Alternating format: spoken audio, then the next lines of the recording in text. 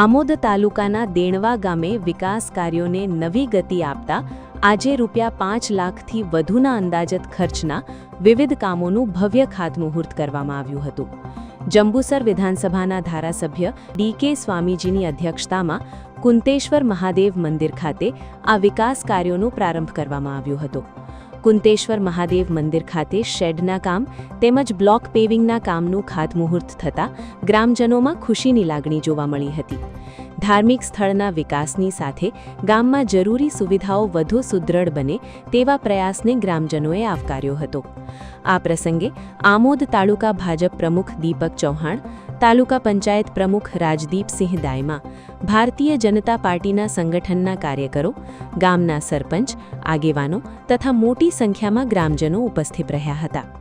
ધારાસભ્ય ડી.કે. સ્વામીજીના નેતૃત્વ હેઠળ જંબુસર વિધાનસભા વિસ્તારમાં વિકાસ કાર્યોને સતત વેગ મળી રહ્યો હોવાના સંદર્ભમાં દેણવા ગામે શરૂ થયેલા આ કામોને મહત્વપૂર્ણ પગલું માનવામાં આવી રહ્યું છે. આ વિકાસ કાર્યો પૂર્ણ થયા બાદ સ્થાનિક લોકોને વધુ સુવિધાઓનો લાભ મળશે તેવી અપેક્ષા વ્યક્ત કરવામાં આવી હતી.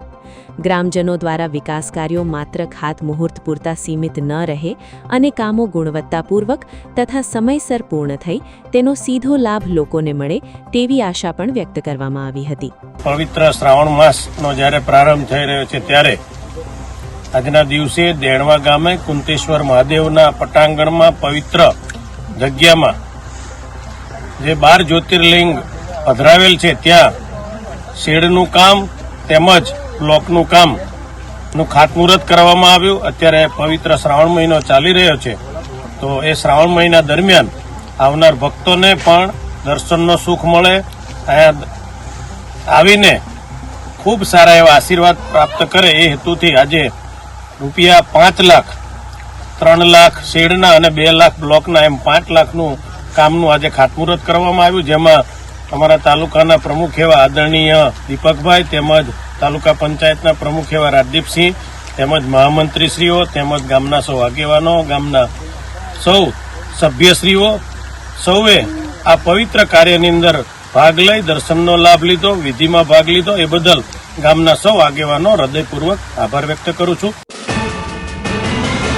YouTube પર KNK મીડિયા નેટવર્કને સબસ્ક્રાઇબ કરો, Facebook અને Instagram પર ફોલો કરો અને દરેક પોસ્ટને લાઇક અને શેર કરવાનું ભૂલશો નહીં.